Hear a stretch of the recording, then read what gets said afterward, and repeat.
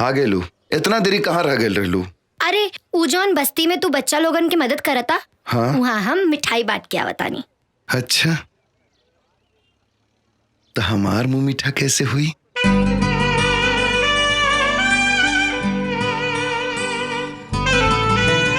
देखा, तू जौन मुंह मीठा करे के सोच रहल बाड़ू ना, हमारी इरादा उ नइखे। अच्छा, हम समझाई कि हम कहाँ समझ रहल बानी? देखा, जौन तू करल चाहता रू, उ सब शादी के बाद होखेला। हाँ, तो शादी से पहले का होखेला? सिर्फ मुंह मीठा।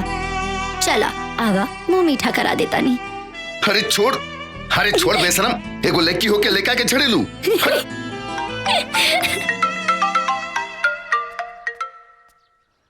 हाँ माँ, प्रणाम।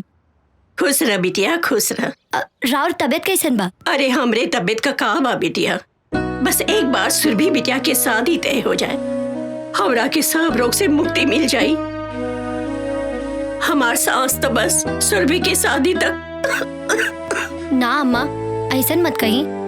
हम जाना तानी सुरभि दीदी के शादी की चिंता रवा के और बाबूजी के भीतर से तोड़ दिले बा।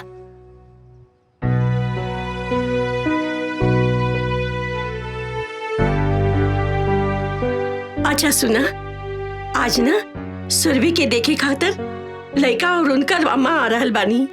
सच? हाँ बिटिया, बहुत ही अच्छा परिवार बा, बहुत बड़ खानदान बाटे उन लोगन का। बस भगवान से प्रार्थना करा कि सुरभि के ई रिश्ता तय हो जाए बिटिया। रवा चिंता ना करी अम्मा, देखी हाँ इस बार सब बढ़िया हुई। लेकिन अब तो बहुत डर लागल बा। इतना लड़का हमने सुरभि बिटिया के देख के नकार चुकल बाड़। ए अम्मा, बेटी के माँ बाप होके के मतलब ई थोड़े बा कि रवा हमेशा खुद के खोजते रही। पहले तो रोवल बंद करी, खुद के संभाली और स्वागत की तैयारी करी। हम शाम में फोन करब। ठीक बा बिटिया, ठीक बा।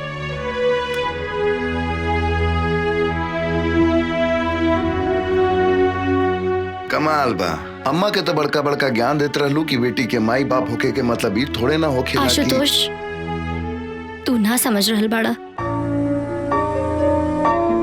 हमार बाबूजी के ई हालत बा कि उनकरा के सुरभि दीदी के खातिर कौनो लड़का मिल जाए। टूट चुकल बाड़े हमार बाबूजी बिल्कुल।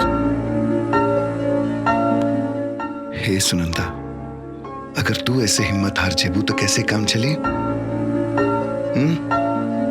अच्छा सुना, अगर तुहार दीदी के रिश्ता तय हो गेल तो हमरा के का देबू?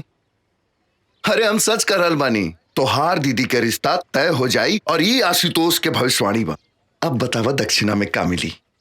अगर ऐसन हो गईल तो जौन मांगबा ऊ दे दे। पक्का? चला चला।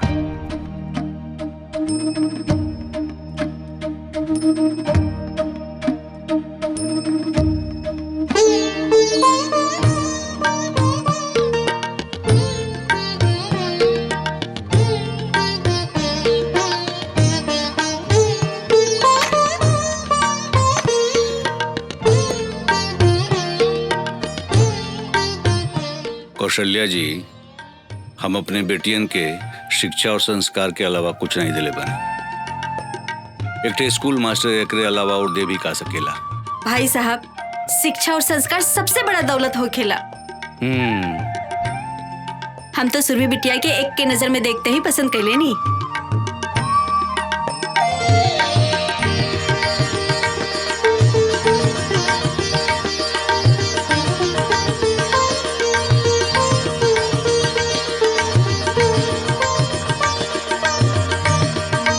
बहन जी, रहुआ हमरा सुरभि के बहू बना के ना हमने के नया जीवन देहले बानी। हमने के पास जवन कुछ बा सब प्रेम बेटा के ही बा। ना बहन जी, दहेज की बात ना करी। भगवान के दिहल हमरे पास सब कुछ बा। कमी बात सुरभि जैसन बहू के। अब इनकरा के जल्दी जल्दी हमरे हवाले कर दी। प्रेम बेटा, अगर सुरभि से कुछ पूछल चाहत होगा तो ना बाबूजी, हमरा इनका से कुछ पूछे के नहीं है। काहे कि माँ के पसंद ही हमार पसंद बा, कि माँ की खुशी में हमार खुशी छुपल बा। तो इहो बता दा कि तोहार खुशी हमरा खातिर हमार जिंदगी बा।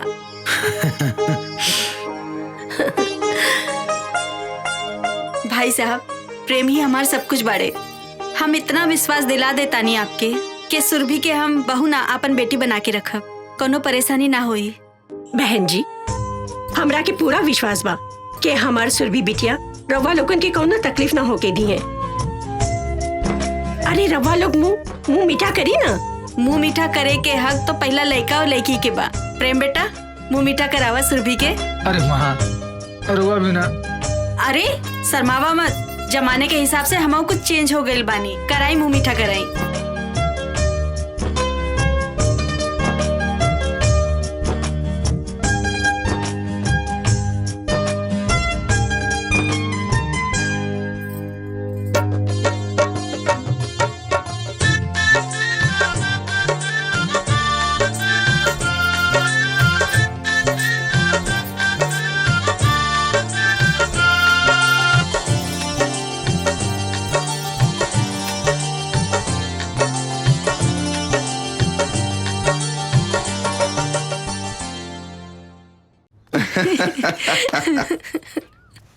सच में आज पूरा दिन तोरा साथे गुजार के बहुत अच्छा लगल। काश ऐसने हर दिन हुई। हाँ हाँ, शादी के बाद देखब हम तोहार प्यार। बड़े बड़े रोमियो के प्यार की किस्सा हमके पता बा। प्रेमिका और पत्नी चाय और केतली की तरह हो खेली। प्रेमिका चाय की तरह गरम और पत्नी केतली की तरह। एक सेकंड। हाँ दीदी, कैसन बाड़ू? सुनंदा, हमार तोहार साथ बस अब कुछ ही दिन के बा। काहे दीदी ऐसन काहे कह रहल बाड़ू? अरे बाबा, हम विदा होके प्रेम जी के घर चल जाए तो तोहरे साथी कैसे रह? विदा होके प्रेम के घर? अच्छा, अब मतलब प्रेम के साथ? हाँ सुनंदा, प्रेम जी और उनकर अम्मा मतलब हमार होके वाली सासू माँ बहुत अच्छे लोग बड़। सच? अच्छा ये सब छोड़ा, ये बतावा कैसन बाड़े हमारे प्रेम जीजा जी। और पहले तो एक काम करा, हमके फटाफट उनके फोटो व्हाट्सएप कर दा। नहीं, उनकर दर्शन तो यहाँ आवे की बाद ही हुई। ना दीदी ऐसा मत करो ना प्लीज। अरे पगली, पहले हमरा के तो जी भर के देख लेवे दे। अच्छा तो ई बात बा। चला ठीक बा, मौका दे देता नहीं, लेकिन हमरा आए के बाद कोनो मौका ना मिली। मंजूर? मंजूर। अब जल्दी से भाग के यहाँ आ जा, हमरा के तोहरा से बहुत बात करे के बा। हाँ दीदी। अच्छा ये बतावा, हमार जीजा जी कौन शहर के गुंडा बाड़े? जहाँ तू अभी रह के पढ़ाई करल बाड़ू। का बात करल बाड़ू? तब तो फिर हम यहाँ उनसे मिलकर आपन परिचय खुद दे दे। अच्छा अब हम रख रल बानी। काहे इतना जल्दी क्यों? अरे पगली, तोहार जीजा जी के जी भर के देख तो लेवे दे हमरा के। ठीक बा दीदी, रखा तानी।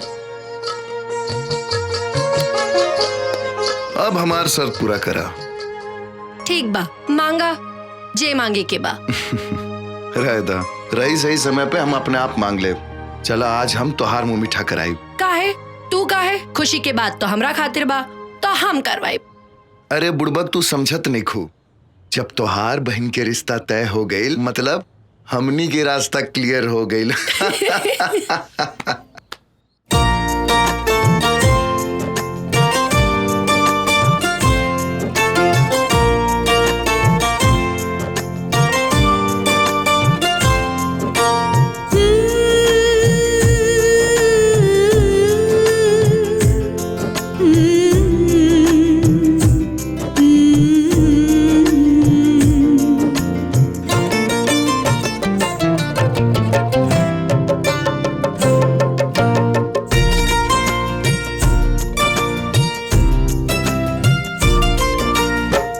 पावन तोहरा नाम, पावन तोहरा नाम। प्रभु ई जीवन खाली गागर, बातू अमृत धाम। ए घनश्याम, पावन तोहरा नाम, पावन तोहरा नाम।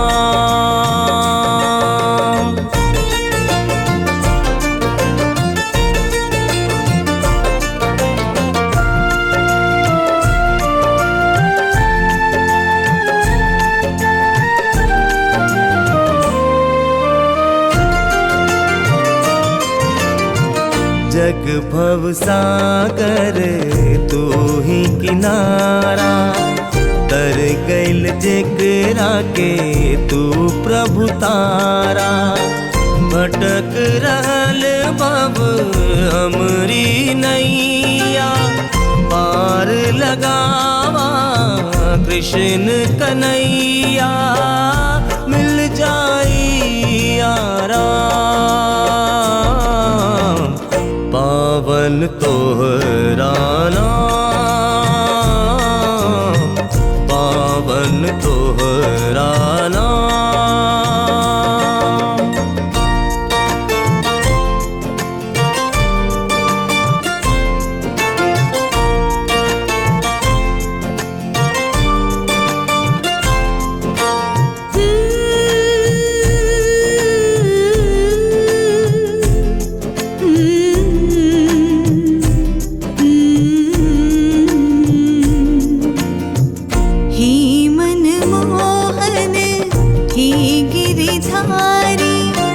पालन करता बाके बिहारी, चरण शरण में आइल बानी।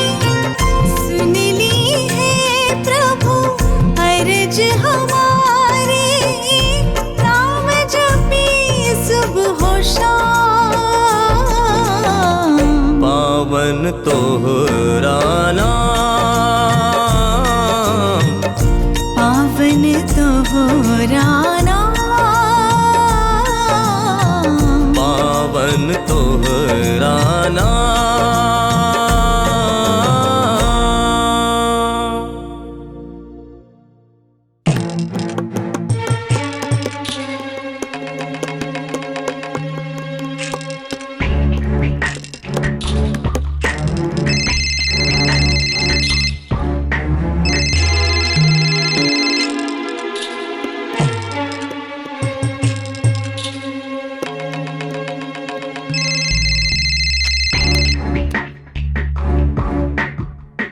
हेलो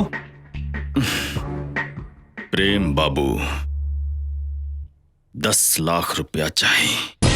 का कौना बात की? तुहरे जान की कीमत के। इतना सारा बिजनेस, इतना सारा कंपनी के मालिक तुहरे खातिर त 10 लाख तुहरे हाथ के मिलवा। बात तो तू सही कहला, लेकिन तुरा ऐसा आदमी के हम 10 लाख तो दूर बल्कि 10 रुपया देवल पसंद ना करब। आइंदा फोन मत करिया, चलो फोन रखा। फोन तो हम रखते, लेकिन तोरा के एकर बहुत बड़ा कीमत चुकाव के पड़ी। सुना, तू ये से भी पहले हमका फोन कर ले रहा, लेकिन का मिलल? हमारा फैसला आज भी वही बा।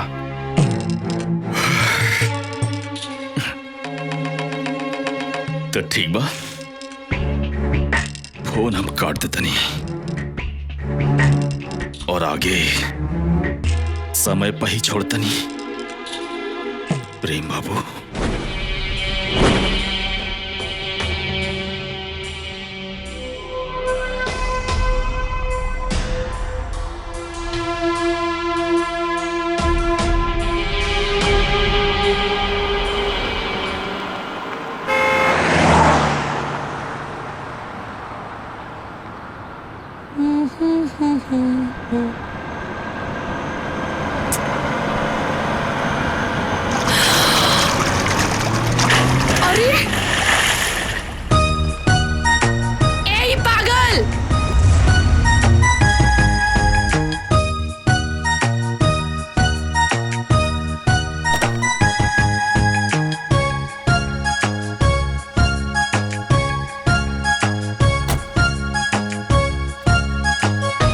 सॉरी, हमरा के माफ कर दी, हमरा से गलती हो गई। का गलती से? हमार पूरा कपड़ा खराब कर देला। देखी, बुरा मत, एक बात कही, गाड़ी में हमरा पानी की बोतल रखल बा, कहीं तो रउआ रही किचन में साफ कर देत पानी। रहे दिए नाटक, रवा जैसे आदमी के हम अच्छे से जाने ली। देखिए मैडम, रउआ जैसे सुतता नहीं, हम वैसे बिल्कुल ना है। देखी अच्छा ये बताई रुआ कहाँ जाए के बा? कहीं तो रुआ गंगुआ छोड़ देते बानी। कोनो जरूरत नहीं है, हम चल जाए। ठीक है madam. It's okay, it's okay. ठीक है मैडम। ऑटो।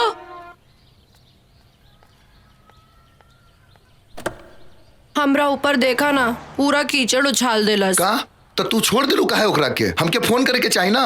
अरे हम छोड़नी कहाँ, उनकरा के हम इतना सुनौनी। हाँ। अरे उनकर तो सांस रुक गई रहे। बेचारा हमरा से पानी पुछलस, हम मना कर देनी। अच्छा फिर का कहलस? कही का हमरा आगे केहू के बोले की हिम्मत भइल बा आज तक? ना केहू के ना भइल। फिर का भइल? फिर का भइल, बेचारा माफी मांग मांग के जमीन में गड़ गई। तब जाके हमरा दिल के सुकून मिलल कि एगो मर्द तोरा सामने झुक गइल, ऐही से ना? फिर आगे का भइल? फिर आगे उ हमरा खातिर ऑटो मंगवाइलस और उ में बैठ के हम तोरा लगे आ गई नी। अच्छा फिर का हम तोरा साथे एजा बैठल बानी। ना सुनंदा, हमके तो कुछ गड़बड़ लग रहल बा। का गड़बड़?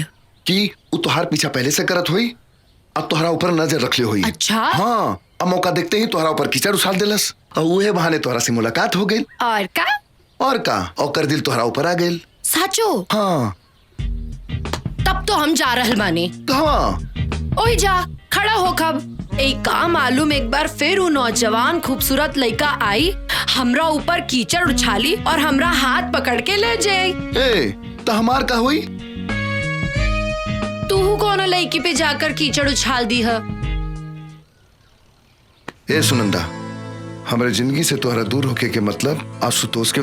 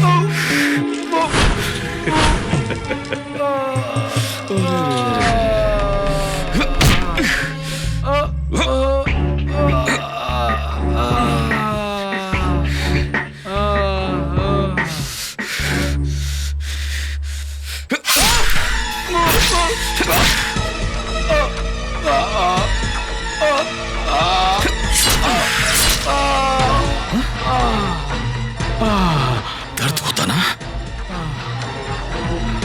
दर्द होता तुझे? प्रेम बाबू इतना बड़ा बिजनेसमैन 10 लाख रुपया तुझसे मांगला नहीं है? उल्टा हमारा खातिर फोन रख। फोन रख बोलते हमरा की।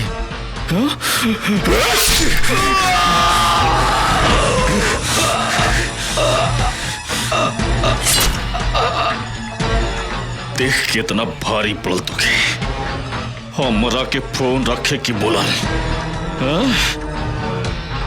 तुके कितना भारी पड़ल।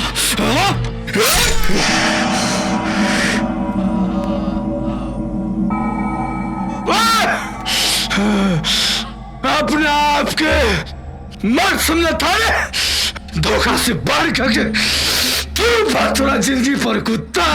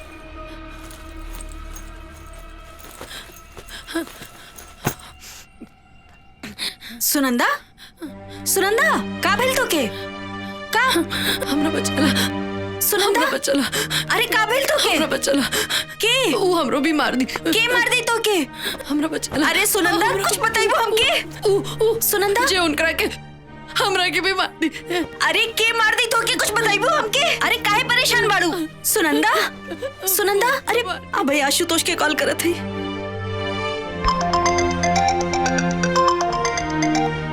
हाँ रश्मि बोला। हेलो आशुतोष कहाँ बाड़ा तू जल्दी से आजा सुनंदा बहुत परेशान बाड़ी तू जल्दी से आवा अच्छा ठीक बात तू घबरा मत हम जल्दी आवत नहीं। सुनंदा सुनंदा सुनंदा का भेल तो के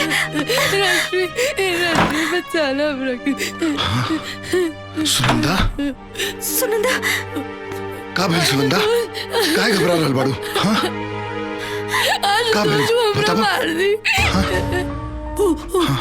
उजे सुबह हमरा पे कीचड़ फेंकलस। ऊ कुछ कालस का हमरा आगे के सामने उनके रख के एक बदमाश मार दे और सबूत का मिटावे खातिर हमरो मार दी। कुछ ना होई तोरा हम तोरा साथ बानी सुनंदा अपना आपके संभाला कुछ ना होई कुछ ना होई।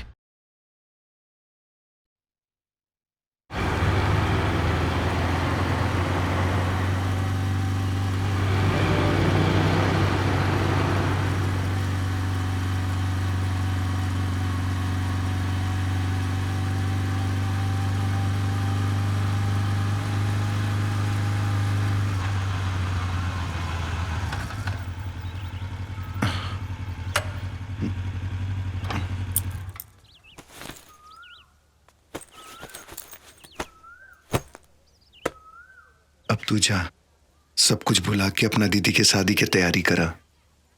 और सुना, अपना ख्याल रखिया। अगर तोहरा के कुछ हो गए तो हम परेशान मत हो, हम आपन ख्याल रखब। बाकी हम तोहरा के अपना घरे भी ना ले जा सके नी। अरे ये सब फालतू बात के बारे में मत सोचा। वैसे भी तोहरा दीदी के शादी के बाद अम्मा बाबूजी तोहरा घरे आई हैं। बस इस शुभ घड़ी के खूब बढ़िया से एंजॉय करा। एक बात के ध्यान रखिया, अपना तरफ से केहू के भी शिकायत के मौका मत दिया। ठीक बा, हम खूब एंजॉय करब और शादी के हर एक पल के जिए के कोशिश करब। बस अब खुश? ठीक बा, हम चला तनिया।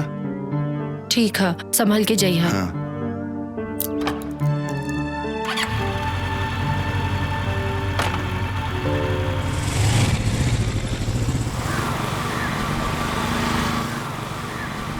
ठीक बा, बाय।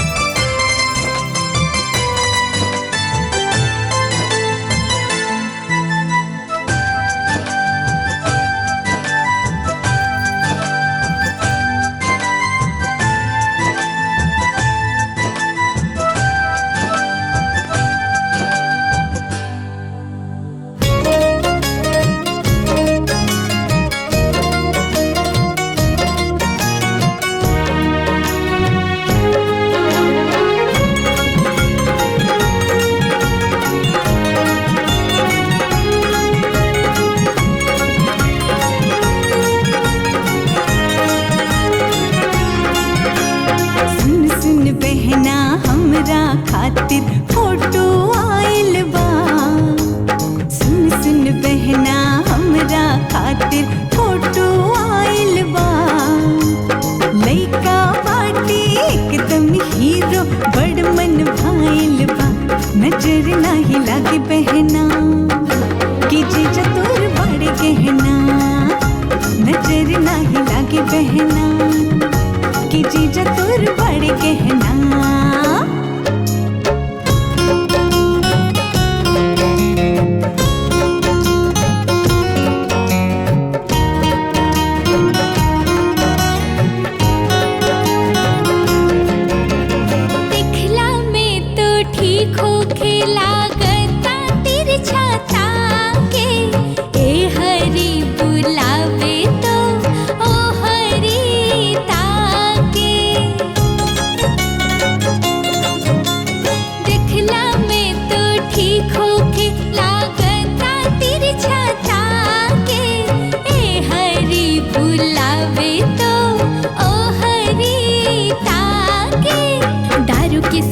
लागे रोज पी के आवेला।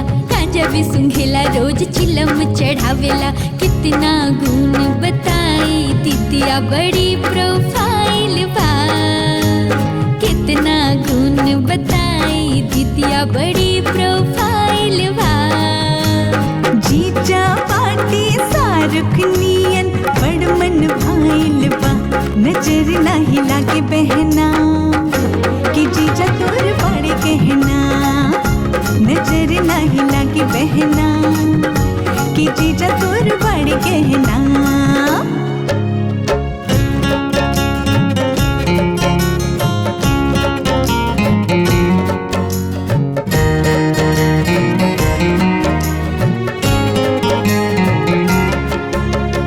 ऐसन सुंदर रूप बाकी चंदा भी शर्मा जाए। दुबरा जगमग हो जाए जब दूल्हा बन के आई है।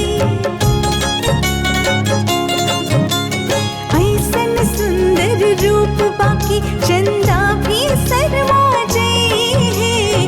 दुबरा जगमग हो जाए जब दूल्हा बन के आई है।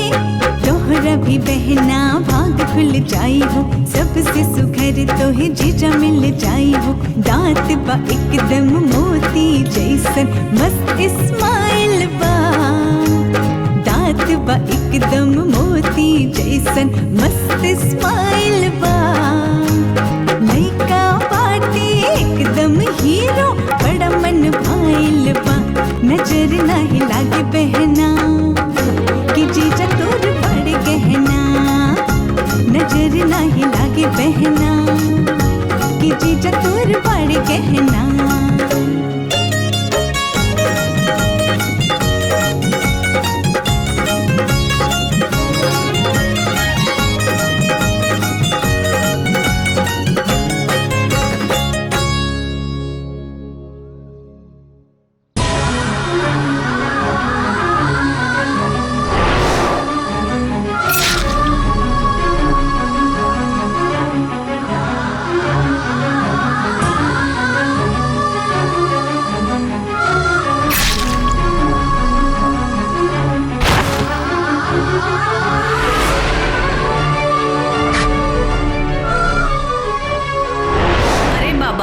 विदा होके प्रेम जी के घर चल जाए तो तोहरे साथे कैसे रह?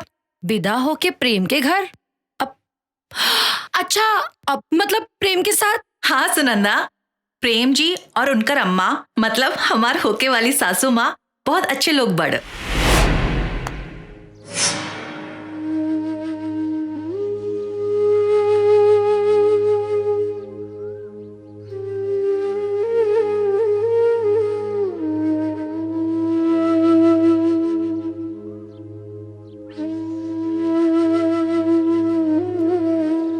गईलू ना देख के? हाँ दीदी, हमके तो विश्वास नहीं के होत। कबो कबो तो हमरो विश्वास नहीं के होकत कि प्रेम जी जैसन। अच्छा बतावा, कैसे लगला तोहर जीजा जी? अब हम का बताई दीदी, हमरा तो कुछ समझ में नहीं आवत। अब हम का कही? सच कही सुनंदा, प्रेम जी तो यहाँ से चल गए ना, बाकी हमार दिल भी साथ लेके चल गए ना।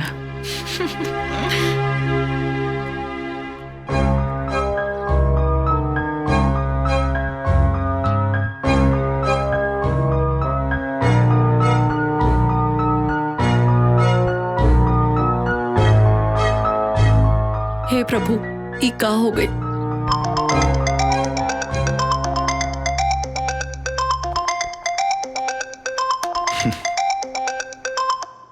हाँ सुनंदा बोला।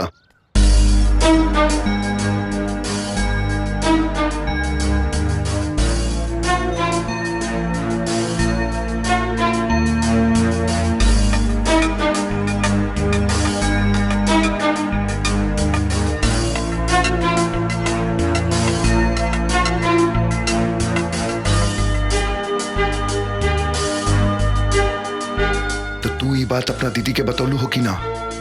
ना आशुतोष, हमार हिम्मत ना भय। दीदी तो अपन एक एक पल प्रेम के सपना में जी रहल बाड़ी। अगर दीदी के सच्चाई पता चली। अच्छा आशुतोष, हमके एक बात नहीं के समझ आवत कि इतना सब कुछ हो गए, लेकिन अब तक प्रेम के घर से कोनो खबर ना आयल। हम का कहता नहीं?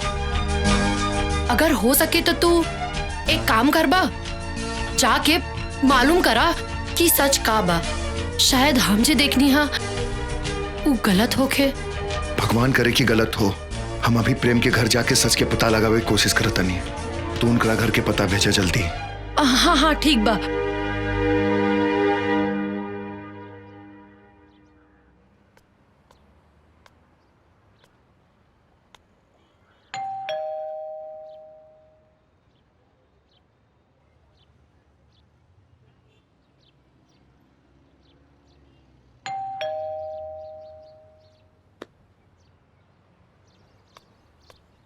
भाई एक मिनट। जी भैया। प्रेम बाबू के घर ये है ना? हाँ भैया ये बा। तो घर में केहू नहीं खे का? ना भैया, घर में केहू नहीं खे। कहाँ गए सब लोग? प्रेम के परिवार में उनके अम्मा के सिवा दूसर केहू नहीं खे भैया। तो अम्मा जी कहाँ बनी? इकलौता बेटा के मौत के उनकरा के इतना गहरा सदमा भइल की बेचारी एक बिस्तर पर सिमट के रह गईली। हॉस्पिटल में जिंदगी और मौत के बीच लड़ रहल बानी।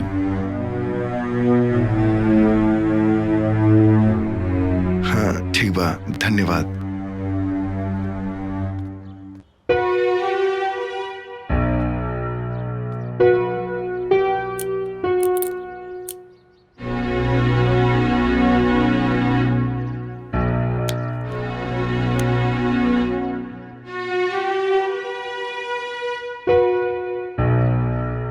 हेलो सुनंदा। हेलो। हम प्रेम के घर गए रहनी।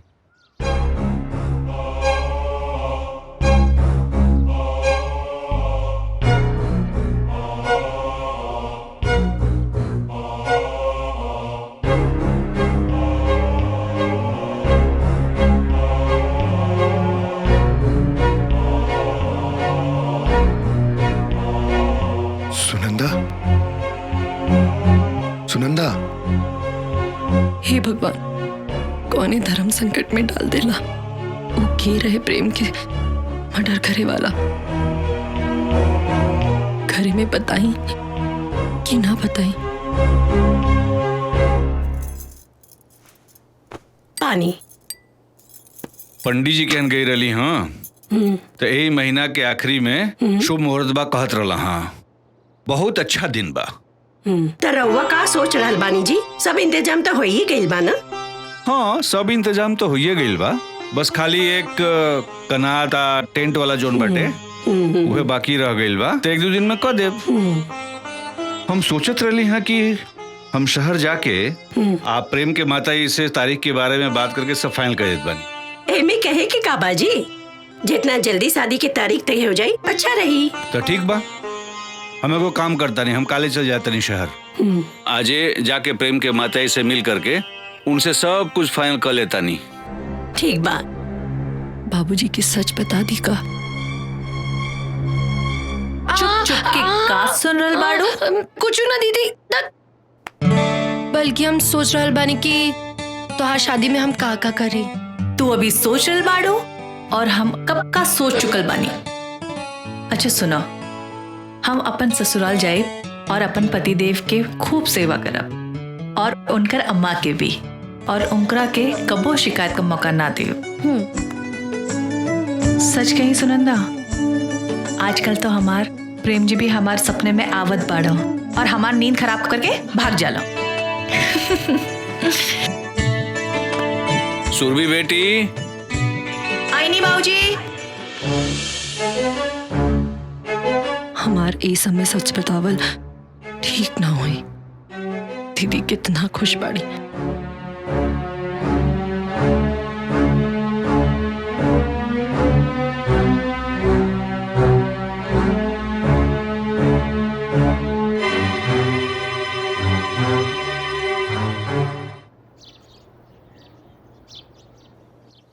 मालती, ए मालती, अरे तनी हम जाता नहीं प्रेम के हैं, तनी सब शादी के बात वार सब तनी तय करके आ जाए। लेकिन रउआ दही शक्कर खा के जाए। अच्छा दही खा के निकला शुभ होकेला। चला खा लेता नहीं।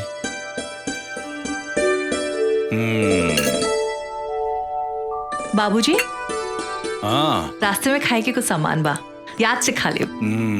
चला ठीक बा। अब दीदी हम बानी ना बाबूजी के साथ में, अब तब बाबूजी के कोनो बहाना ना चले दे। बाबूजी हमके कॉलेज में कुछ काम बा, तो हम सोचनी यार रौरा साथे चल के हम अपन भी काम निपटा ले और इहे बहाने अपना होके वाले जीजू से भी परिचय ले ले। ई बात बा। मालती देखा, अब तो और कुल टेंशन खत्म हो गई ना। चलो सुनंदा, चल जाओ, चला चला।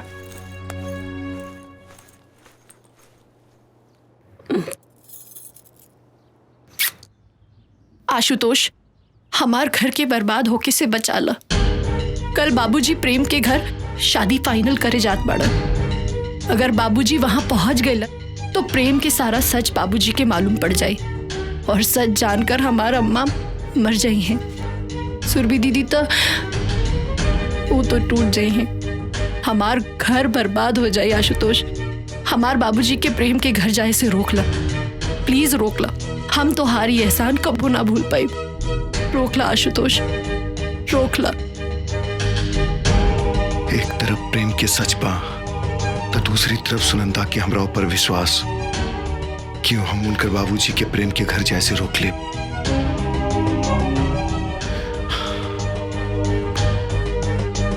हम उनकर घर बर्बाद हुए से रोक ले, लेकिन कैसे? कैसे?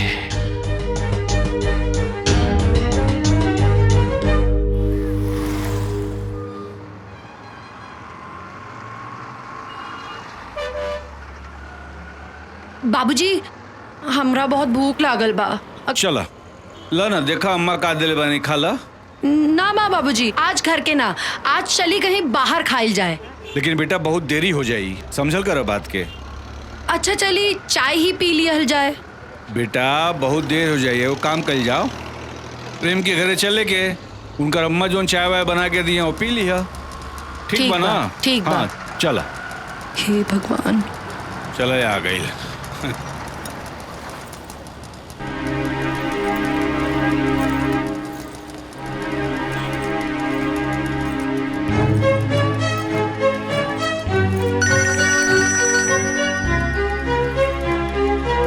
हेलो बाबूजी प्रणाम, हम प्रेम बोल रहा बानी। प्रणाम प्रणाम प्रणाम, खुश रह बेटा खुश रह। बाबूजी हम और अम्मा कुल देवता की पूजा करे खातिर गांव आइल बानी। अच्छा, हम तो बेटा तोरे घरे आए रही, तोरा घर के सामने खड़ा बानी। वो शादी का तारीख तय करे करल है ना? अरे तो बाबूजी रवा खुद कर ली ना, हम अम्मा के बता दे। लेकिन बेटा हम चाहते रही कि तोरे अम्मा से एक बार। अरे बाबूजी अम्मा बुरा ना मानिए, बल्कि वो खुद कहत रहनी है कि अपना खुद के मुताबिक शादी के तारीख तय कर ली। ठीक बा बेटा, तो हम शादी का तैयारी शुरू कर देता नहीं। ठीक बा ना? गलती हमरे से हो गई, हमके बाद जौन तो फोन का के आवे के चाहत रहा। अरे कोनो बात ना बाबूजी, अपन ख्याल रखिया। प्रणाम। खुश रह बेटा खुश रह।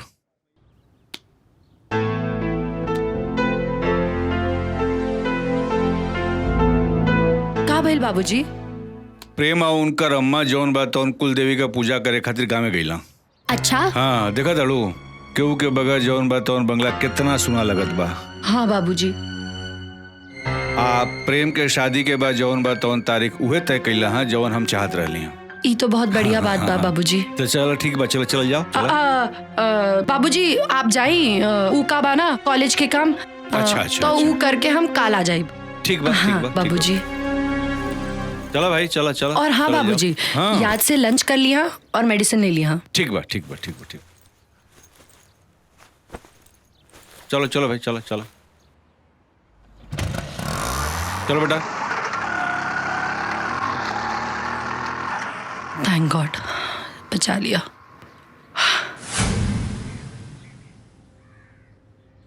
हाँ हमरा के माफ करता सुनंदा, प्रेम बन के कॉल करे के अलावा हमरा पास दूसर कोनो रास्ता ना रहे। आशुतोष, तोहारी ई एहसान हम अपन जिंदगी भर ना भुला पाए। आज तू हमरा घर के बर्बाद होके से बचा लीला। आज तो मामला संभल गई, लेकिन सोचा शादी के दिन का हुई, जब घर में ढोलक बाजी सहनाई बाजी तब कैसे? हम ई सब ना जाना था नहीं, लेकिन हमके ई पता बा कि आज से बल्कि अभी से तू प्रेम बन के। एक मिनट सुनंदा, प्रेम बन के का मतलब है तोहार? आशुतोष, जौन जैसे चल रहा बा ओके वैसे चले दा ना। अभी भी कुछ नहीं बिगड़ल, भलाई यह मबा कि हमनी सब केहू के सब कुछ सच सच बता दी। ना आशुतोष, अगर हम सबके सच बता देब तो हमार पूरा परिवार बिखर जाए। अभी भी कुछ नहीं बिगड़ल, सोचा शादी के दिन दुनिया समाज के सामने का हुई। हम कुछ नहीं के सुने के चाहत। अगर तू सच में हमरा से प्यार करेला तो जॉन हम जैसन कहा तनी वैसा करा, और जॉन जैसा चल रहा बा बस चले दा। ना, आज तो हम संभाल लेनी, लेकिन आगे हमरा से ही पाप ना होई। और एक बात कान खोलकर सुन ला, हमार सच्चा प्यार के इम्तिहान ये तरीका से लेवे के कोशिश मत करा।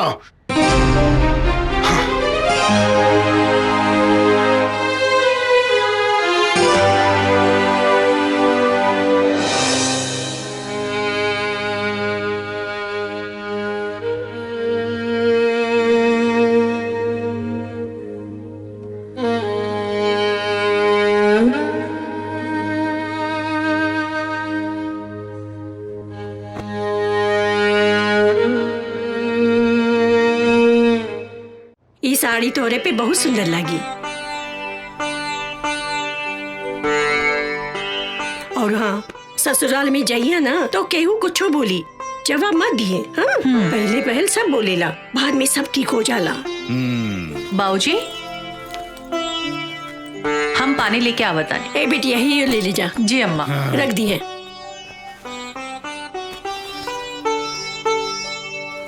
हाँ जी। सच कहीं मालती, सुरभि हमार बहुत भाग्यशाली बा। इतना बढ़िया लड़का बहुत पुण्य से मिलेला। अच्छा, ऐसा का कह देली जमाई बाबूजी? अरे करिहा का, तारीख तय करे गई रही। हाँ तो का कहला के रोवे तय कर दी तारीख। हाँ। अच्छा। हाँ। और का कहलन जमाई बाबू और संबंध जी? कहिया का तारीख तय हो गई। सुरभि का भइल बिटिया? कुछ नहीं अम्मा, आ रहल बानी। अच्छा, और कुछ ना बोले नहीं? हाँ संबंध जी। अरे समधन जी से मुलाकात हुई तब न कुछ कही। हाँ रवा जमाई बापू घरे गई तो रहली ना? बाबूजी पानी पी ले दो, सब कुछ इत्मीनान से हम बताओ तनी।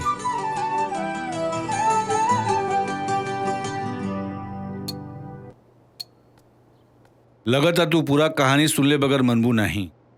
चला तोरा के पूरा कहानी हम सुनावत बानी।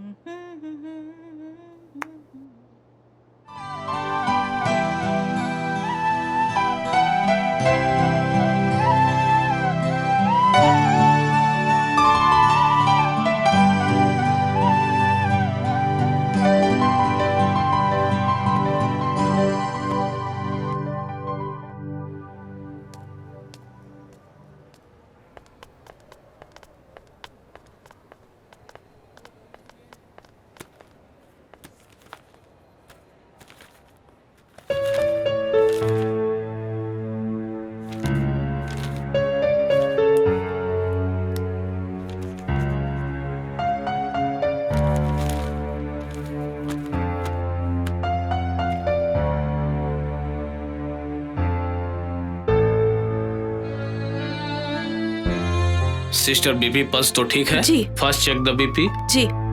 बीपी चेक कर लेना और टाइम टाइम से दवा देते जाना, ठीक है? और उसकी रिपोर्ट हमें बता देना। ओके सर। ओके।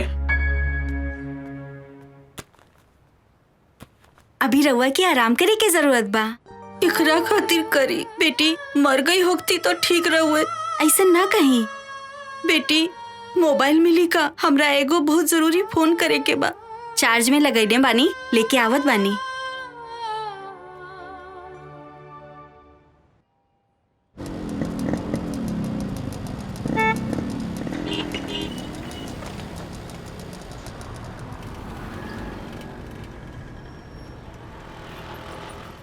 गुप्ता जी, 25 तारीख के हमारे सुरभि बिटिया का शादी बा, लेकिन एक दिन पहले हमारे दरवाजा पर शहनाई बजे के चाहिए। मास्टर साहब आप चिंता ना करी, सुरभि हमारे बहन के समान बाड़ी। हम ऐसा इंतजाम करब कि लोग देखत रह जाइए।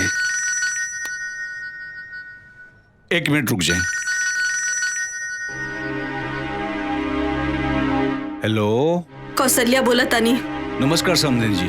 कैसन समधिन? केकर समधिन? तहार मनहूस बेटी के कदम पड़ते ही हमार बेटा के खा गईली।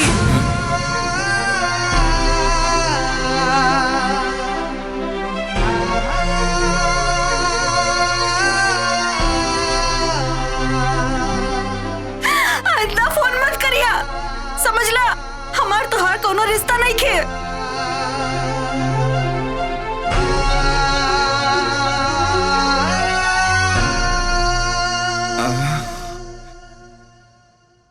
आई देखा ना कितना बढ़िया झुमका बन के आइल बा। तोरा दीदी के ऊपर अच्छा लगी? बहुत अच्छा लगी। चूड़ियों बढ़िया बा। देखा सब अच्छा बा। अरे का हो गई? बस कुछ ना माँ। तोहार सुरभि दीदी चल जी है ना, तू ही तो हमरे पास रहबो ना। हमकी सुरभि दीदी के खूब खूब याद आई। हाँ बेटा, हमू के आई। सुनंदा, तो हमारा सब कुछ बाड़ू ना। सुनंदा उठ। चल चल हो गई रे? हमार बिहार में डांस ना करबू। उठ जा। हाँ दीदी। बताओ कौने गाने पे डांस करबू? आगे आवो, बताओ। सोच ले बाड़ू? नहीं। अच्छा ठीक बा, कुछ भी करा। कुछ भी कुछ हमरा नहीं के मालूम, तू बतावा। उगाने पे करना, मेहंदी लगा के रखना, डोली सजा के। नहीं नहीं, मेहंदी है रचने वाली। Not bad. बतावा कैसे करबू? आप बता। मेहंदी है रचने वाली, हाथों में गहरी लाली।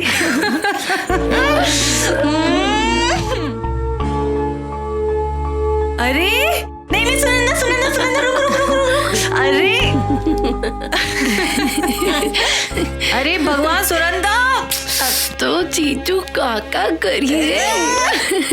बदतमीजी नहीं नहीं नहीं नहीं नहीं। अरे अरे अरे ए दीदी। हाँ इला प्रेम जीजू के फोन आयल बा। उनका फोन? प्रेम जी का? हाँ। हमार खातिर? हाँ।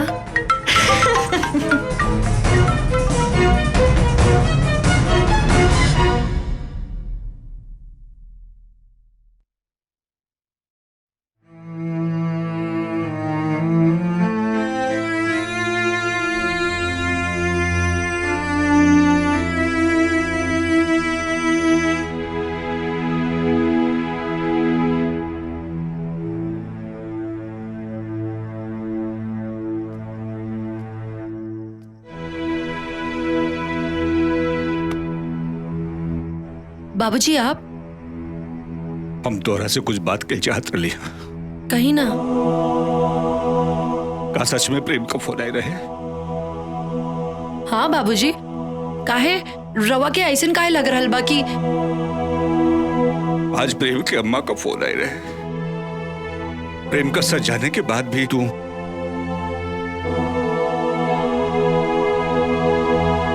हमके माफ करती बाबूजी, लेकिन हम का करती?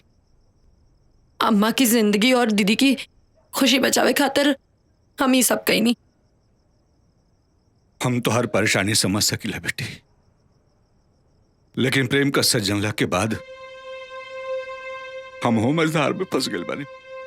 एक तरफ तोरे माई के बीमारी, ओकरे बेटी के विदाई का सपना, दूसरी तरफ सुरभि का जिंदगी। प्रेम का सच जानला के बाद पता नहीं होकर ये सब कैसे हो गए बेटी। ए बाबूजी, रवाई कमजोर पड़ जाए तो अब हमने दोनों के मिल के अम्मा और दीदी के संभाली के पड़ी। वो तो सच में बेटी, लेकिन ब्याह में हम प्रेम कहां से लाए? अब ये सब बाबूजी ईश्वर पे छोड़ दी। उहे हमनी के मझधार में फसैले बाड़े, अब उही हमनी के पार भी लगई है। और जन प्रेम का फोन आई रहे? बाबूजी, वो हमरे कहे पर आशुतोष प्रेम बन के कॉल कैले रहने। हम उनका से मिलल चाह बेटी। जी बाबूजी, जैसा ना कहें। ठीक बा।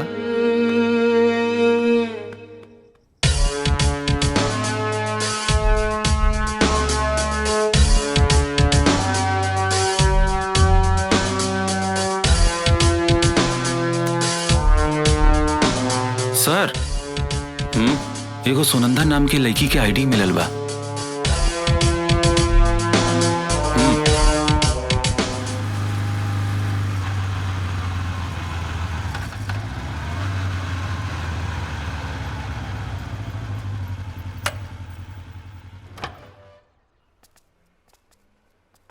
हाय आशुतोष, ये हमार बाबूजी। हाँ प्रणाम बाबूजी। खुश रहा बेटा, खुश रहा। तू प्रेम बन करके हमारा परिवार के बर्बाद होके से बचा लेला, लेकिन एकरा आगे का हुई? बाबूजी, हम जॉन कहनी सुनंदा के खुशी खातिर कहनी। हमरा पता बा जे कुछ भी हो रहा बा वो ठीक नहीं हो रहा बा। हम तो हम लोगन के एहसानमंद बनी बेटा। तो हम लोगन अपन खुशी के दाव पर लगाकर मालती और सुरभि के खुशी देवे के कोशिश करत बड़ा।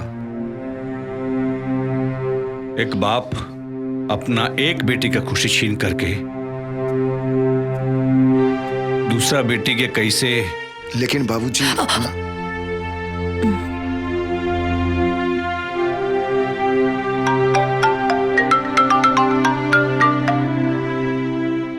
हम पुलिस इंस्पेक्टर रवि बोल रहल बनी। प्रेम वर्मा मर्डर केस में रउआ से कुछ जानकारी लेवे के बा। प्रेम मर्डर केस? लेकिन हमरा के कुछ नहीं के मालूम। सबूत बा हमरे पास। पूरा छानबीन के बाद हम रउआ के फोन कर रहल बनी। घटना के टाइम रउआ होइजा रहनी, ई बात सही बा कि ना? हाँ, लेकिन हम घबराए के कोनो जरूरत नहीं खे। हम कहनी ना, पूरा छानबीन करे के बाद हम रउआ के फोन कईनी। बस हमरा के कातिल के बारे में रउआ से कुछ जानकारी लेवे के बा। अगर रउआ यहाँ आ जाए तो ठीक बा, न तो हमरा के राउर घरे आवे के पड़ी। ना ना, हम आ जाए। ठीक बा। बाबूजी, हाँ, एकरा से पहले कि पुलिस यहाँ आ जाए और सबके सामने आ जाए, हमरा के जाए के पड़ी पुलिस स्टेशन। लेकिन बेटा बाबूजी रउआ तनिको चिंता ना करी, हम बानी इनकरा साथे, इनकरा के कुछ ना होई। सुनंदा तू चला। हाँ, आओ। बाय पापा।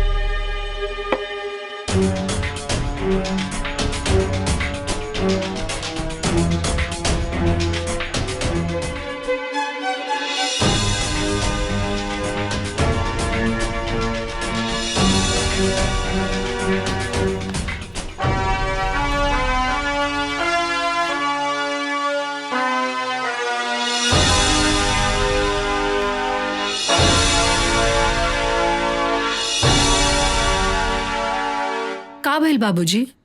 रवा बहुत परेशान लग रहल बानी। अरे प्रेम का दोस्त आयल बनो शादी में मदद करे खातिर। का? प्रेम के दोस्त? हाँ। लेकिन प्रेम था, और ई कौन प्रेम के दोस्त था? कहीं आशुतोष तो नहीं भेजले बाना? अरे ना बाबूजी, आशुतोष तो हमरा साथे रहे। ए बाबूजी, और रवा तो जाना तानी, आशुतोष कुछ ऐसन करी तो हमरा के बताइए जरूर। रवा टेंशन न ली, हम जाके देखा तानी, ठीक बा?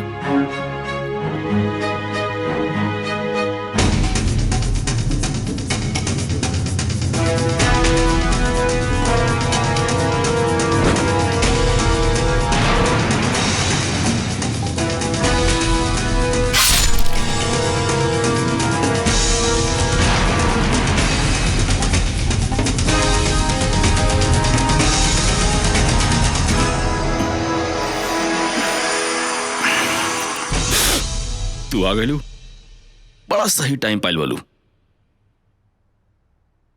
हम तो मुंह मीठा कवल बनी, तू कला।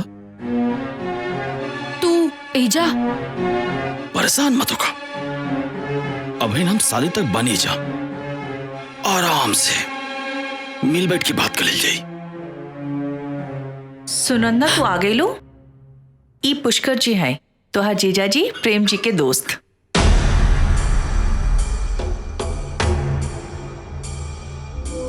तोहार जीजाजी इंकरा के स्पेशली हमनी के मदद करने खातिर भेजले बाना।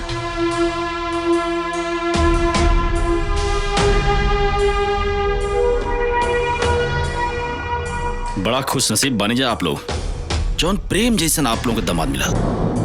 लाखों में एक बा हमार दोस्त। अरे खड़ा काहे बनी, आई बैठी साथ में नाश्ता कर लिया। हाँ सुनंदा बैठा। ना दीदी, हम बहुत थक गइल बानी, और फिर पुष्कर जी तो शादी तक यहाँ रही हैं, तो खूब बातचीत हुई।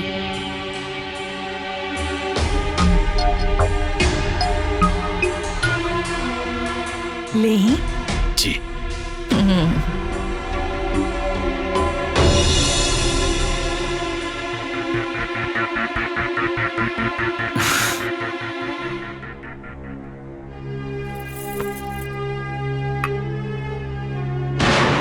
ई पुष्कर जी है तोहार जीजाजी प्रेम जी के दोस्त। अरे सुनंदा बिटिया, पुष्कर जी से का बात भइल है? हाँ माँ, खूब बात भइल।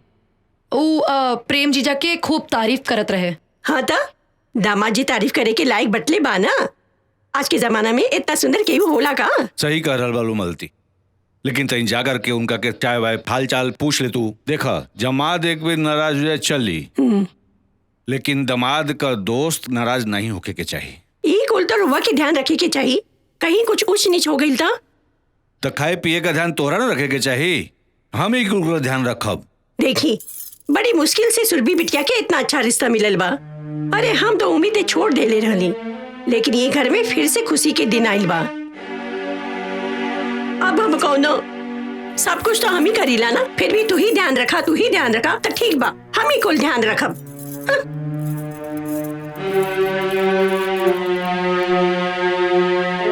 ए बेटी, मिल रहलू उनका से के बना?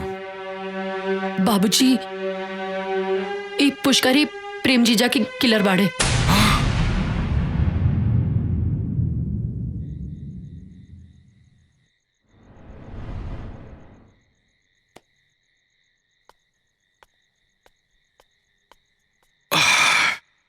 अकेले कहाँ बैठे बालू? यहाँ आवे के पीछे तोहार मकसद का बा? प्यासा कुएं के पास क्यों जाता है? मतलब? हमरा सब कुछ पता बा। देखा ना, तुहार अम्मा बाबूजी शादी का सपना देखा था लो, और तुहार बहन सुरभि सब ख्वाब बन रहा बिया। हमरा समझ में नहीं आवत, वो प्रेम खाती हाँ? जौनी प्रेम के मार दिले बनी, वो प्रेम से शादी करे खाती। परेशान बानी हम। मुंह बंद करा अपन।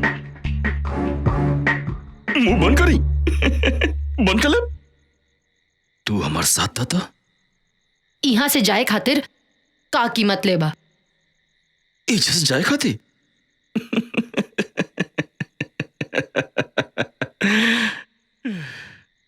बड़ा सोच समझ के आयल बनी हम। जब तू पुलिस स्टेशन में हमारे खिलाफ कंप्लेंट के लिए बोला, वो पुलिस से बचे खाती। ऐसे बढ़िया जगह तो हमरा की कहीं और ना मिली।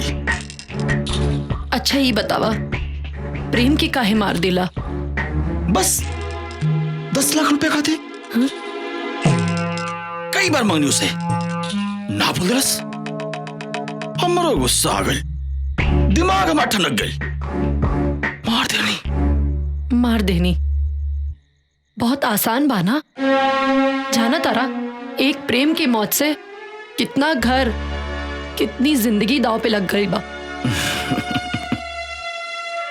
ये सब से हमरा कोनो मतलब नहीं है, और हाँ, हमरे जैसे आदमी के इस शोभा भी ना दिला।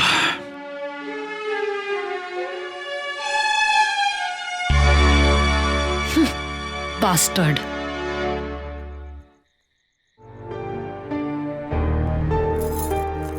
प्रणाम पप्पा जी, प्रणाम बुआ जी। प्रणाम। सुनंदा, हमनी के पहचान लो ना? तू सुरभि बाड़ू ना? कैसे पहचानबो तू लोग? देखा बुआ जी भी हमनी के नहीं पहचानत का बुआ जी? अरे ये रवि हुआ, रवि आई हुआ प्रशांत। अब तो हर उम्र होखे लगल बा, अब बुढ़ापा आ गइल बा, सब कुछ भुला जाता लू। हाँ, इनकर परिचय? ई पुष्कर हुआ, दामाद जी का दोस्त। यहाँ आयल बा ना हमनी के शादी विवाह में मदद करे खातिर। अच्छा, ये तो बड़ी खुशी के बात बा। घर के दामाद वालों के बारे में इतना सोच रहल बा। बुआ जी ऐसा दामाद तो बड़ा किस्मत से मिलेला। सच कहा दाल बचवा, हमार सुरभि बेटवा बहुत भाग्यशाली बानी। इतना अच्छा दामाद हम आज तक नहीं खे देख ले। अरे दहेज में 1 रुपया नहीं खे मांगले बाड़न।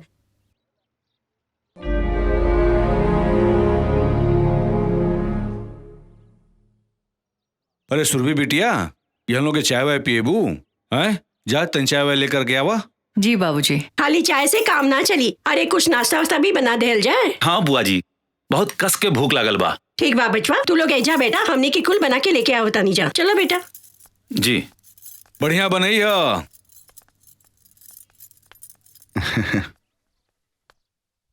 और पुष्कर बाबू बताएं प्रेम जी के बारे में, उनकर पसंद उनकर नापसंद, ताकि शादी ब्याह में कोई तरह की दिक्कत ना हो सके। रउआ लो आई गइल बनी तो जल्दी का बा, आप लोग चाय पानी पी, हम आओ तनी।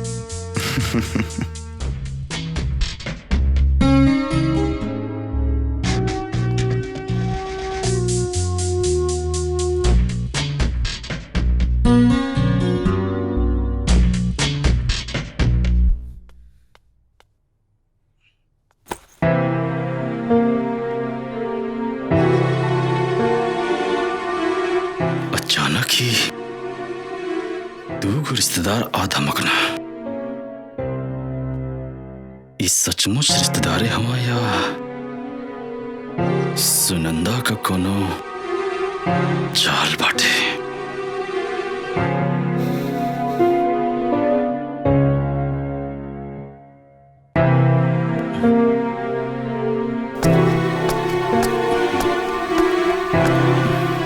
पुष्कर जी,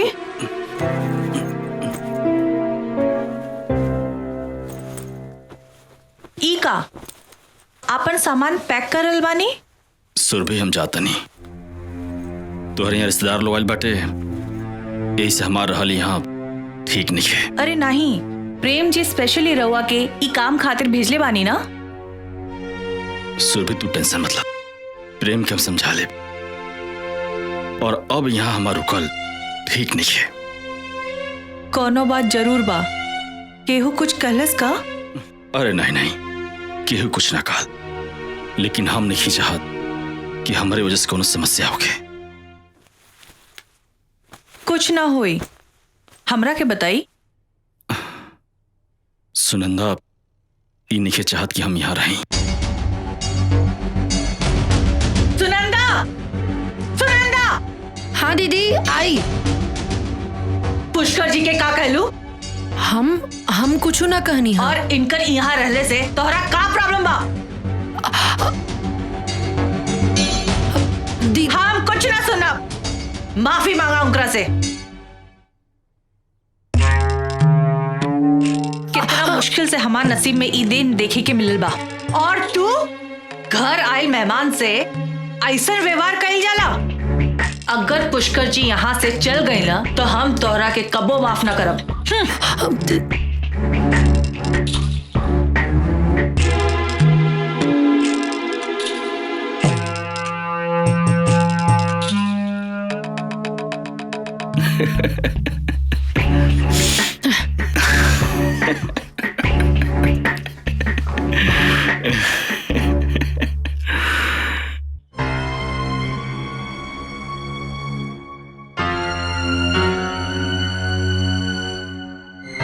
इंस्पेक्टर साहब, हमरा सुरभि या सुनंदा के जिंदगी खतरा में बा।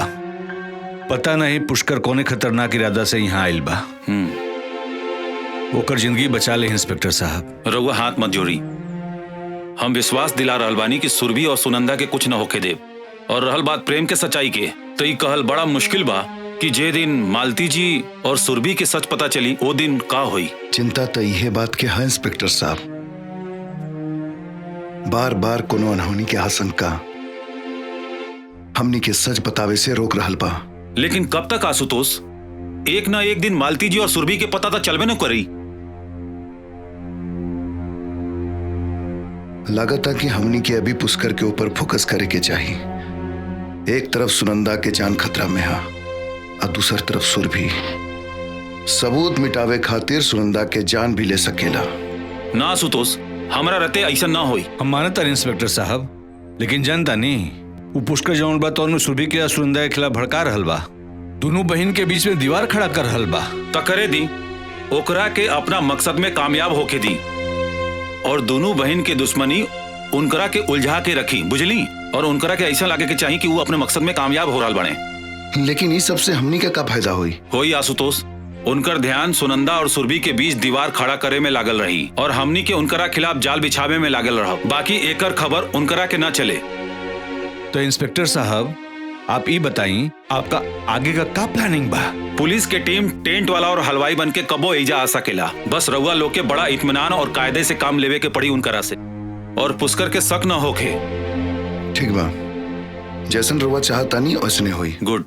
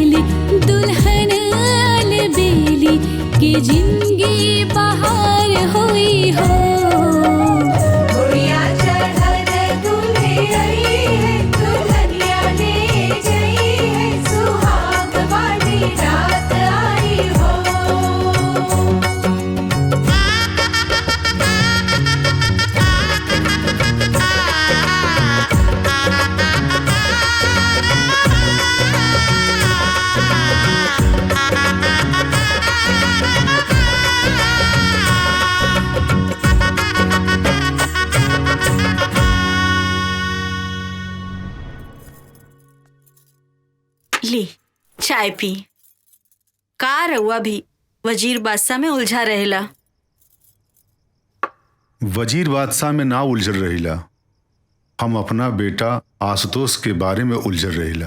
तो हमरा के बता दी, हम ओकरा से मौका देख के उलझल रहा। हमरा के मालूम बा कि हमरा चाल पे वो कौन चाल चली है, हमरा कौन बात पे वो तकरार करी है। ई शतरंज के बिसात पर मोहरा ना, ई हमार आशुतोष बाणे। हमरा के तो हमेशा सुनंदा के माँ बाबूजी के चिंता लागल रहेला। बेटी का बाप इतना मजबूर रहेला। तू गलत कह रहल बाड़ू शांति। सदानंद जी से हम मिलल नहीं खे, लेकिन उनकरा बारे में हमरा के मालूम बा। बिटियन के पाल पोस के बड़ा करे वाला बाप कभी कमजोर नहीं हो सकेला। सच कहीं कमजोर हमनी के बानी जा। अपने बेटा के बारे में सोचत रहेली, बेटी के पाल पोस के बड़ा करब, ओकरा शादी बियाह करे का सौभाग्य सब करा के नहीं मिले। सच कह रहल बानी रहुआ, कन्यादान के सौभाग्य किस्मत वाले माँ बाप के मिलेला।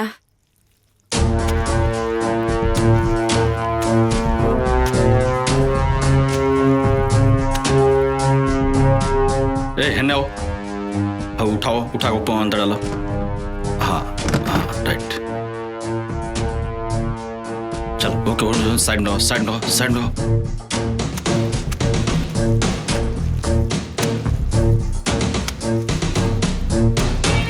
हाँ ऊपर ऊपर बनाओ के मजबूत करो।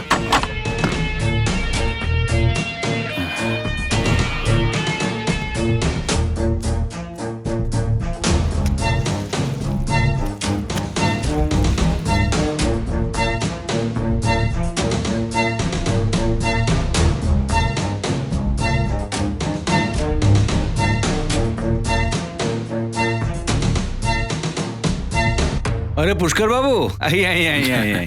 पुष्कर बाबू आप आ गए भाई, तो सामान का खाना वाना का लिस्ट बना देती तो बहुत बढ़िया रहत। अरे काय ना बाबूजी, बिल्कुल एकदम। ई बाबूजी रवि ना? आप अपन नाव का बतलो नहीं? प्रशांत। प्रशांत प्रशांत बाबूजी, ई लो मेहमान बाटे, इनका भी ध्यान रखल जरूरी बना। और अचानक आइल बोलो बाबूजी, तो इनके बारे में सोचल हमने के फर्ज बनता ना। ज्यादा मत सोची पुष्कर बाबू, रउआ लइका लोग के तरफ से बानी, ऐसे पहले हक राउर बा। प्रशांत बाबू, ज्यादा हक के बात मत करी, हक के बात कब ना महंगा पड़ी आप लोगों के। और रहल बात लिस्ट का, आज रात में बना दे और कल सुबह आप लोग दे दे। आप लोग कोनो प्रॉब्लम ना होगे तो।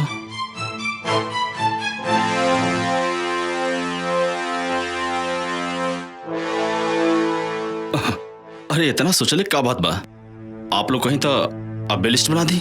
ना ना, ऐसा कोनो जरूरत नहीं है, कल आराम से रउआ लिस्ट बना ली, ठीक बा? अरे भाई, ये लिस्ट बनावे के चक्कर में हमरा के मत फंसावा जा, तो हम लोगों को जवन इच्छा हो के तवन करत जा। सही कहते हैं बाबूजी, आप चलिए आराम करिए, और रहल बात हमने के सब देख लिया जाइए। आई चलिए। ठीक बा, अच्छा चलो तनी। हमरा कुछ गड़बड़ लग रहा बा। पुष्कर के ऊपर नजर रखा, ओकरा दिमाग में कुछ तो चल रहा बा। आशुतोष, तू ओकर चिंता मत करा। फिर भी आज की रात पुष्कर खातिर इम्तिहान की रात हुई, और हमनी के खातिर भी।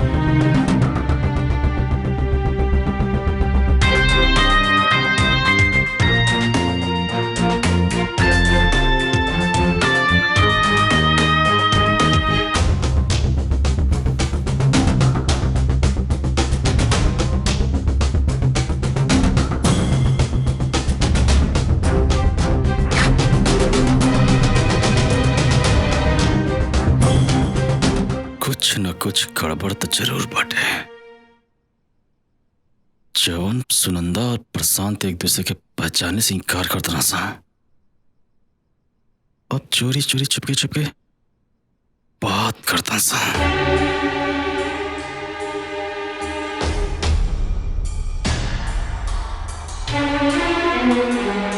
आपन शक दूर करे खातिर एक ही उपाय बा,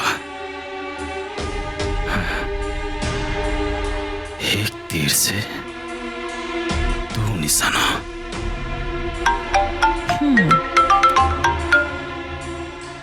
हेलो। आप? हाँ सुरभि, हम पुष्कर बोलते नहीं। जी पुष्कर जी बोली। अरे जौन आपका प्रेम बा ना, वो आपसे मिले आइल बा। का प्रेम यहाँ हमरा से मिले आए बानी? अरे वो बड़ा नासमझ बा प्रेम, हम समझो नहीं हो। कहा जाने कौन जादू आप कर दिले बानी। जादू तो वो हमरा ऊपर कर दिले बाना। देखा ना कमाले बा, यहाँ तू बेकरार बालू और वहां ऊ ससुरा बेकरार बा। सॉरी, तोहरे प्रेम के हम ससुरा कहानियां तो के बुरा तो ना लागल है ना? ससुरा कहे के हक रहुआ के बा, लेकिन हमार तय काम करा, तू फटाक से जा, चल के उससे मिलके खुदे बात कर लिया। कहवा? उन्हें मंदिर के पीछे। इतना रात में? अरे हम समझाओ नहीं होकर आके, लेकिन जान तू क्या कहा था? हम इतना दूर से सुरभि से मिले आ सके नहीं रात में, और सुरभि हमसे मिले ना आ सकेली। तू तो जानता लो, ओकर विश्वास कहीं टूट गए तब कुछ भी हो सकेला। ना ना ऐसा ना कही, हम चले खाते तैयार बानी, लेकिन घर के लोग पूछी तो हम का कहब? सच में आप एकदम भोली भाली बानी। अच्छा एक बात बताई, आधी रात में प्यार मोहब्बत की बात कर खाती कि वो अपने घर वालों के बता के भला जला। अरे एक काम करी, चुपचाप आप घर से निकले और रास्ता में हम आपसे मिलब।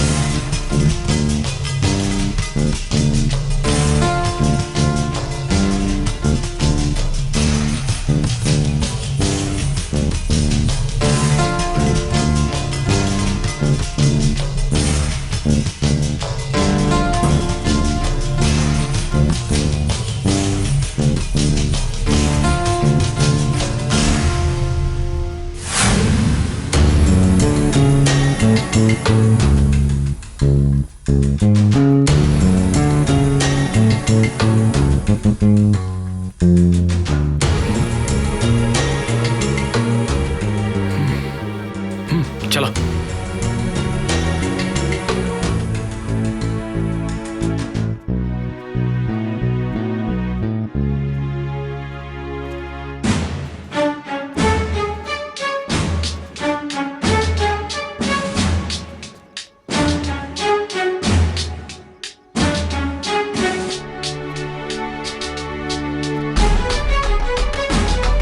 इधर आओ।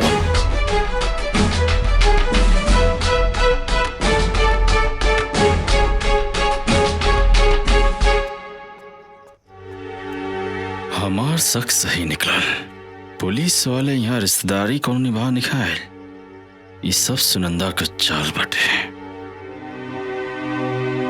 का सोचल बानी पुष्कर जी? और वो रवि के साथ है? कोई और हमरा के देख ले ही तो बहुत बदनामी हो जाई। चली लौट चली। घबरा मत, हमरा तो लगता है सब सुनंदा कौन कौन चाल बटे, तो क्यों देखल नहीं के चाहत। हमरा के ऐसा लगता जब हम घर से बाहर निकलत रहनी तो वो हमरा के देख लेलस। सही कतल तू, सच बताई तो तुहार शादी होखत वो देखा लिखे चाहत। कल हम ओकरा से ये बात करे। ठीक बा, आओ चलो।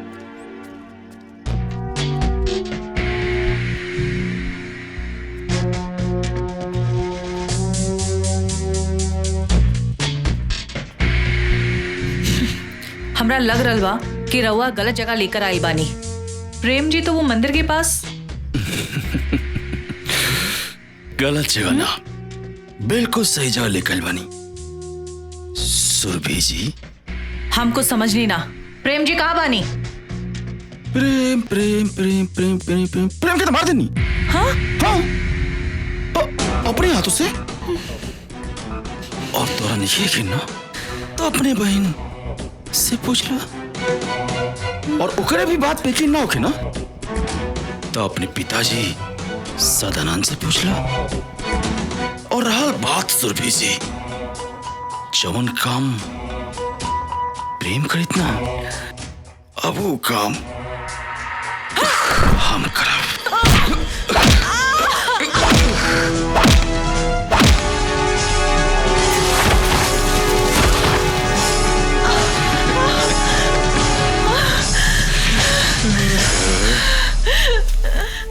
कहाँ भाग के जेबू सुरभि?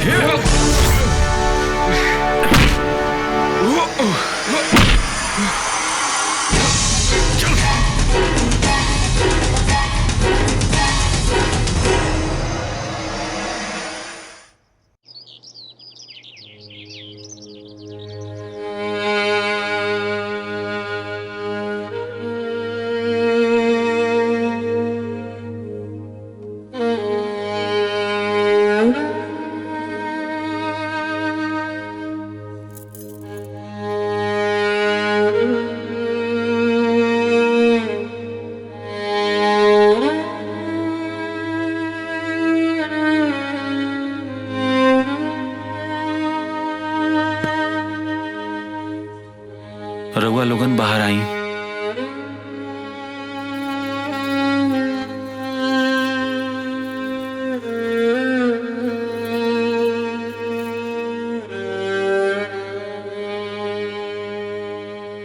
सुरभि के कोनो बात के सदमा लगल बा। सदमा? कौना बात की सदमा डॉक्टर साहब? अरे उनका शादी होके वाला बा और ये बात के तो रउआ लोगन के पता लगावे के पड़ी। उनकरा के दवाई से ज्यादा रउआ लोगन के प्यार और दुआ के जरूरत बा। उनकर ध्यान रखिए आप लोगिन। चलो ताई, प्रणाम प्रणाम। ए जी, अचानक ऐसा कहाँ हो गई? और पुष्कर बाबू देखा ही नहीं खदे, कहाँ पड़े? सच्चाई रउआ के हम बतावता नहीं। अब ना रोके लोगन। मालती जी के सच जानल बहुत जरूरी बा। पुष्कर राउर दमाद प्रेम के दोस्त ना, उनकर कातिल बा।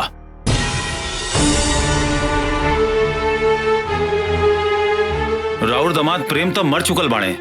मालती संभाल अपना के, संभाल अपना के। मालती संभाल अपना के, मालती संभाल अपना के, संभाला संभाला। बाकी मालती जी रउआ चिंता ना करी। अगर रउआ लोग चाहो तो सुरभि के शादी जरूर होई। हम करब सुरभि से शादी।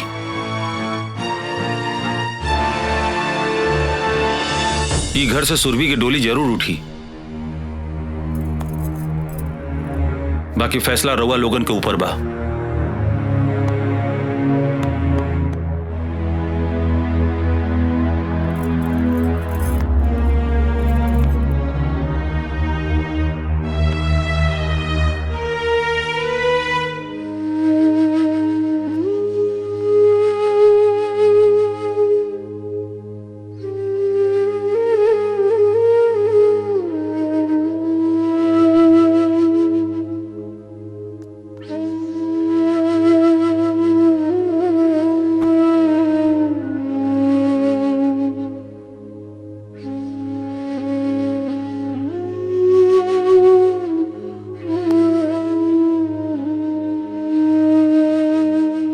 हमरे दीदी के हाथ में मेहंदी कितना सुंदर लागी ना। मेहंदी खूब सजी।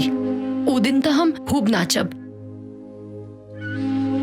लेकिन ऐसा तब हुई जब तुहार दीदी रवि से शादी करे खातिर तैयार हो जी हैं। तैयार काहे ना हुई है? अरे दरोगा जैसा पति सबके नसीब में थोड़ी ना होला। और वैसे भी रवि और सुरभि दीदी की जोड़ी खूब सजी है ना आशुतोष? बिल्कुल खूब सजी। लेकिन तब जब सुरभि चाहिए। कुछ बोला ना दीदी। हम समझा तानी कि रवा प्रेम के अपना दिलो दिमाग में बसा चुकल बानी। लेकिन इस सच्चाई बा कि प्रेम अब इस दुनिया में नहीं खे और होनी के टाल सकेला। बोला ना दीदी। रवि एगो अच्छा लड़का बा सुरभि। कम से कम अपना अम्मा बाबूजी के बारे में सोचा। रवि के स्वीकार करला, यह में घर के भलाई है। तू लोग जा यहाँ से।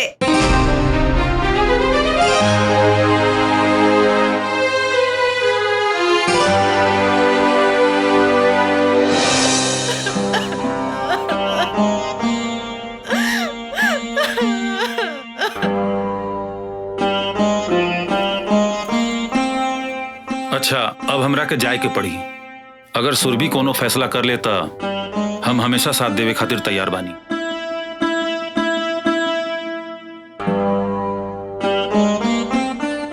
बेटा तुम्हारी एहसान हम जिंदगी भर ना भूल पाए। अरे ना बाबूजी, रघुआ ऐसा मत बोली। जिंदगी के कुछ फैसला तो ऊपर वाला ही करेला। लेकिन बेटा हमरा सुरभि के डोली जरूर विदा हुई। अगर सुरभि, अच्छा हम चलत बानी।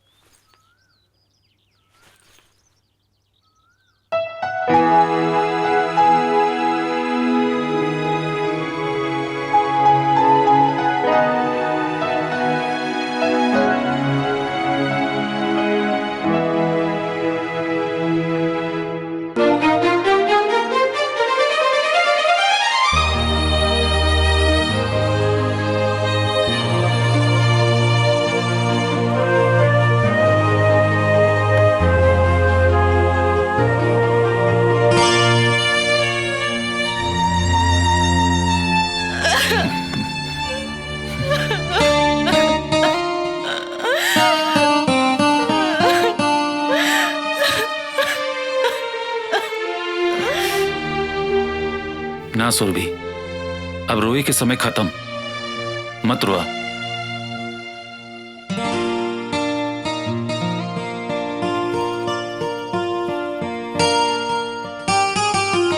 ये आशुतोष बाड़े। अरे सुनंदा के अब तोहरा के जितना आशीर्वाद देवे का बानू इनकरा के दा, काहे के जाना ताड़ू, तोरा घर के खुशी, तुम्हारी इज्जत और सुनंदा के प्यार और हमरे जिंदगी में नई खुशी सब इनकर देन बा। हम तो हर आसान कैसे हम जे कुछ भी कहनी सुनंदा के प्यार और खुशी खातिर कहनी। एक बहन के दूसरा बहन खातिर प्यार और त्याग देखकर इस समझ में आ गेल कि धरती पर सबसे खूबसूरत कुछ बा तो प्यार के डोर बा। एक इंसान के भीतर दूसरा इंसान खातिर अपनापन महसूस करावेला। तो सुनंदा के प्यार के खातिर एगो काम और कर दी, कल ई घर से एक डोली ना 2 डोली विदा होके के चाहिए। अगर रउआ तैयार बानी तो हम रवि जी के साथ।